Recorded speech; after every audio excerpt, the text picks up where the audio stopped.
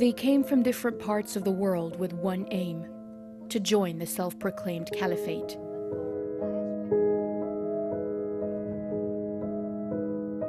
Now they've escaped and are being held by the Kurdish forces in northern Syria.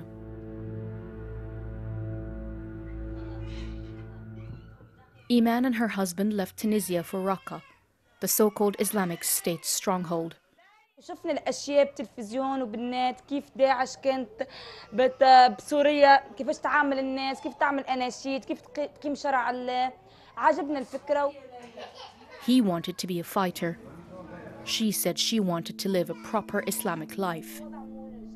I had many questions, and I managed to send them to her. Iman, what was the turning point for you that made you think, you know what, we can't go on, we have to leave? شي مرة اتفرجت في فيديو بتونس كيف اخذوا شخص سرق وقطعوا له ايده، صح هاي، اما كثير باش نتفرج في الفيديوهات معناها ذبحوا ولا قتلوا، لا، ما كانت تنشر هذا كثير. But when they arrived, things changed quickly. شفنا اشياء غريبة بيخلي انسان بيخاف. حتى كناموا بخافوا على حالنا، بخافوا على أطفالنا، بخافوا على أزواجنا، نجموا نحن نايمين يجوا ياخذوا أزواجنا وبيقتلوهم هيك. It's hard to determine whether the women who escaped are all victims. At some point, they were all part of IS. Women are mainly expected to be wives, mothers, and homemakers under the Islamic State. Some, however, developed more powerful roles.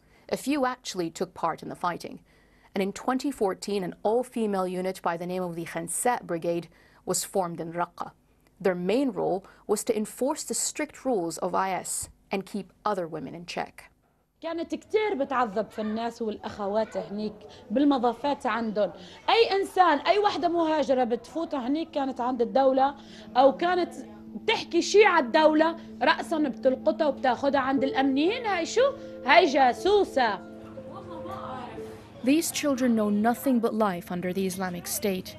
Now their mothers want to take them to homelands they've never seen.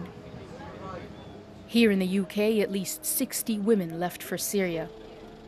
Tasneem Okunji represents some of their families and says coming back won't be easy.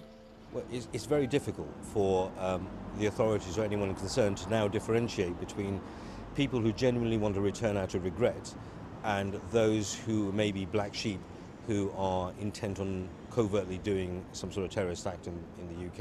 So the intention behind return is now very difficult to differentiate between those two classes of people. Back on the outskirts of Raqqa, Iman says she wants to go back to her family.